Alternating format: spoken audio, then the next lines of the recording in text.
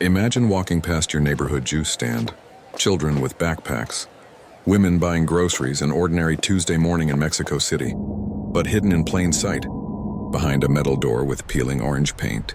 3 women lie sedated, their faces bandaged from forced surgeries, their identities erased, their families desperately searching. This isn't fiction. This isn't a crime thriller. This is the true story of how one man built an empire of horror on Mexican soil, and how he was finally brought down. This is the story of Nelson, the face of Tren de Aragua's reign of terror. Quickens, if you believe in justice for victims who can't speak for themselves, hit that like button, share this story so more people understand what's happening in our communities, and subscribe because the fight for truth doesn't end here. The capture. The morning of the capture began like any other in Francisco Villa, Iztapalapa, where street vendors arranged their fruit and a man in a black cap and gray hoodie weaved through the crowd, a chest bag slung across his torso. To passers-by, he was invisible, just another face in Mexico City's endless sea of humanity. But what he carried wasn't merchandise. It was death packaged in plastic bags, orders written in code, names of women who would never see their families again. 50 meters away, concealed behind tinted windows, an elite tactical team watched every movement after months of intelligence, facial recognition, intercepted communications, surveillance footage from 3 states. The pieces had finally aligned.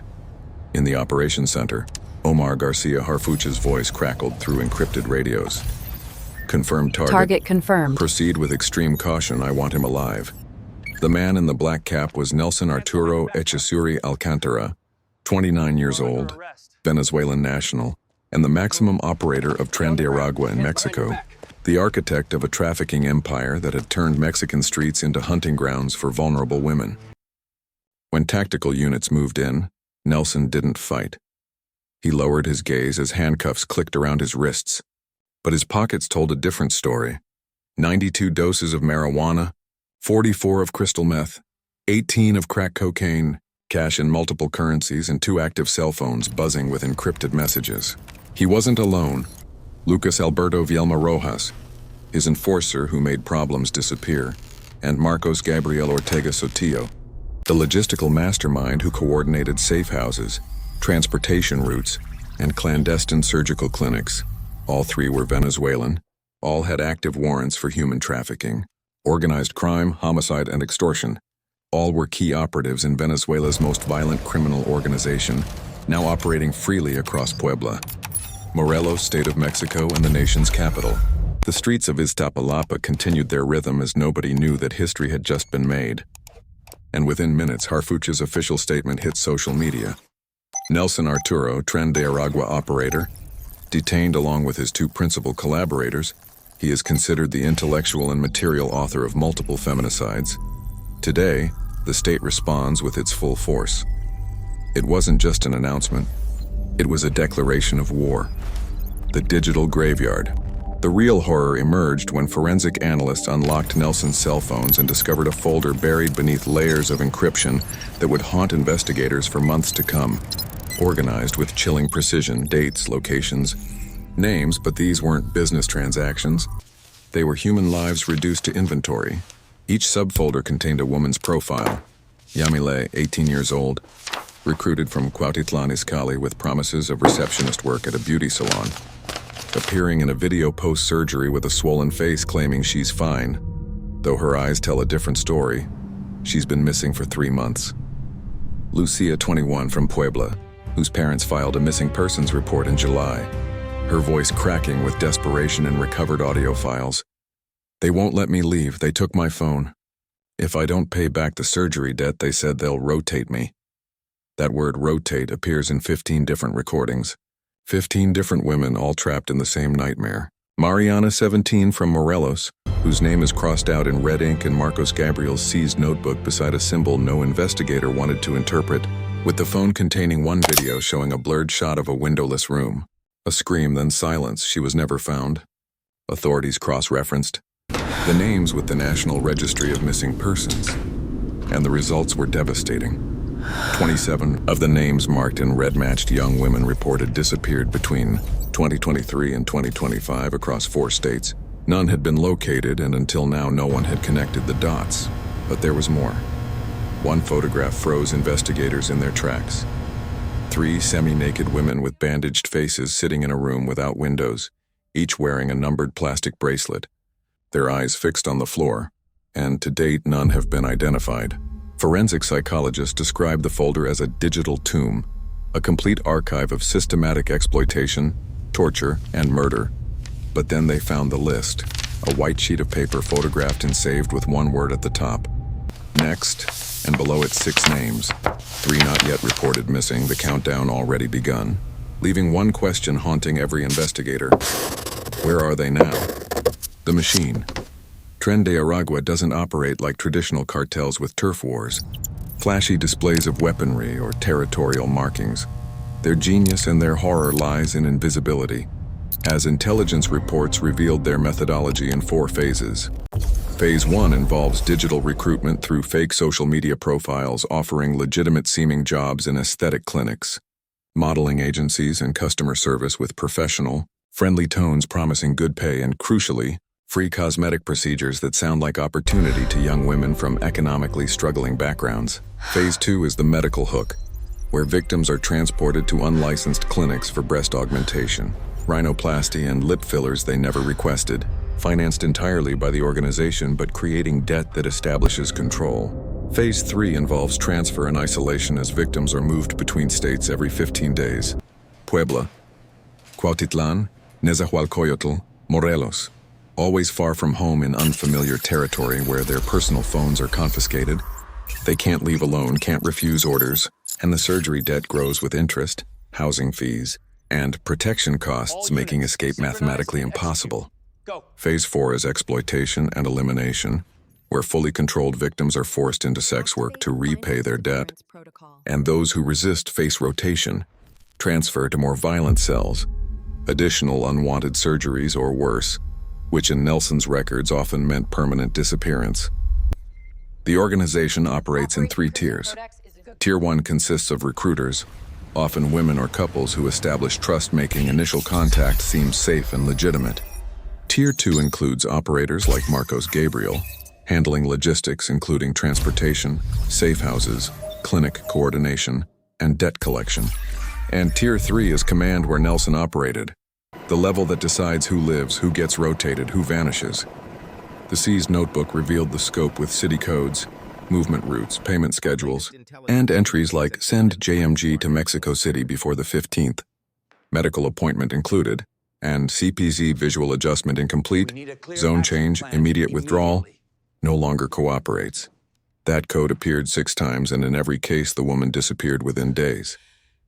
The financial structure was equally sophisticated, as properties were rented through Panamanian shell corporations with innocuous names like Beauty Zone International, W Studio, and Millennium Body Care, all registered by Lucas Alberto Vielma and none legally existing, though the houses they paid for do exist, as do the women who never left them.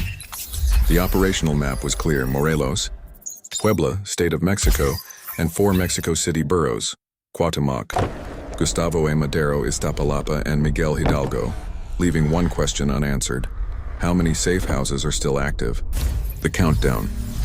The morning after Nelson's capture, forensic analysts made a discovery that transformed the case from criminal investigation to race against death, when they found hidden within a financial app on Nelson's phone an email from an encrypted account with a Russian extension. Subject line: definitive instruction MXAFA, with a brief message: confirmed closure operation, complete release authorized in case of loss of control, execute blacklist, no evidence must remain, dated September 27, 3 days before Nelson's arrest. Attached was the blacklist containing 12 names, all women, all disappeared, 4 already identified as Tren de Aragua victims, 3 with active missing persons alerts, and 5 not yet reported, with a final instruction at the bottom. In case of detention, activate final disappearance protocol, direct route only, no noise. The blood drained from investigators' faces because this wasn't a message to Nelson. It was from Nelson. He had ordered the execution of every woman connected to his network if he was captured, and the clock was already ticking. Clear. Harfuch's response was immediate. This is no longer a detention, this is Copy. a race against death. Move in. Locate every property, secure every victim now. Launching Operation Crimson Codex within the hour. Over the next 24 hours, tactical teams raided 9 properties across 3 states, where some were empty, but others revealed horrors beyond imagination. In a warehouse converted to a beauty salon outside Cuautitlan, agents found a hidden room with 3 women sedated, faces bandaged, no identification, no phones, no clear memories, and when one regained consciousness, she whispered, "Nelson already left." In a rental house in Jutepec, Morelos, a metal shipping container held suitcases, women's clothing, 2 Venezuelan passports, and a wooden board stained with blood whose use forensic analysis confirmed immediately. But the most chilling evidence came from a memory chip extracted from Marcos Gabriel's phone, containing hidden camera footage of locked rooms, clandestine surgeries, and a torture session recorded for extortion, with one frame showing a handwritten note, "Mexico City, next rotation." That woman remains unidentified. The encrypted emails traced back to Caracas, Venezuela, proving Nelson wasn't operating independently as Tren de Aragua's command structure reached across international borders, more organized and more dangerous than anyone had imagined. The Reckoning.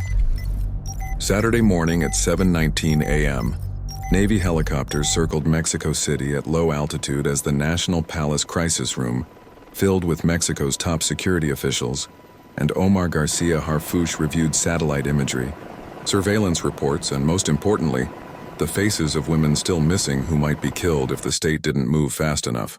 From the National Intelligence Center came the order for Operation Crimson Codex, simultaneous deployment across Puebla, Morelos, Cuautitlan Izcalli, Iztapalapa, Tláhuac, and Ecatepec with an objective that wasn't arrests but rescue. As Harfuch's directive was crystal clear, "We're not seeking revenge, we're seeking justice, and we'll deliver it with the full force of the state, not one more."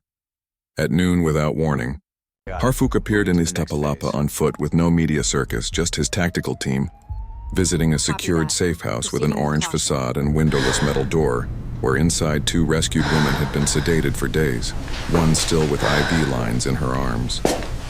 Harfuch approached without interrogating, only listening as through tears she told him, "I thought nobody was coming, that they'd leave us there like the others." And his response was, "We're not leaving anyone behind." Hours later, in a joint press conference with the Navy, here today, Attorney unified. General's Office, and National Guard, Harfuch made it official. Tren de Aragua is not just an international threat, it's already here, but so is the state. And we will not surrender 1 more meter of our territory to these criminals. The declaration went viral instantly as Nelson's mugshot, head bowed, eyes vacant, hands cuffed, became the face of imported terror while social media exploded with hashtags Tren de Aragua, Justicia para Ellas, and Nelson Caído. Tips flooded emergency lines as a woman reported escaping 3 months ago, but still receiving death threats. Another said her sister went to Puebla for a job interview and never returned, and a taxi driver admitted transporting packages without knowing what or who was inside. The network was crumbling, but Harfuch knew fracturing it wasn't enough. So from the command center, he issued new orders. Expose every link, every property, every accomplice. Turn their network into evidence. And as he addressed the nation, a classified report arrived from Venezuelan intelligence containing the complete roster of Tren de Aragua operators in Mexico with a number that would haunt them all. The aftermath.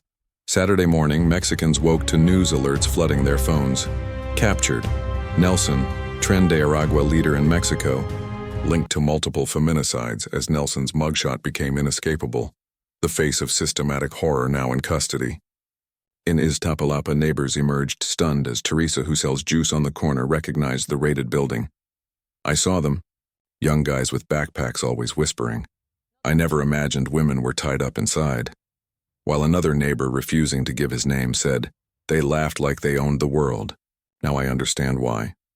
Social media erupted as users shared fragments of leaked case files, names of disappeared women, theories about remaining safe houses, and reports authorities ignored for years. While in Cuernavaca, a mother posted a video with tears streaming, holding her daughter's photo behind a sign reading, "Disappeared 2023, saying, "I saw the notebook they found. My daughter's name was there in red." and her cry became a national echo.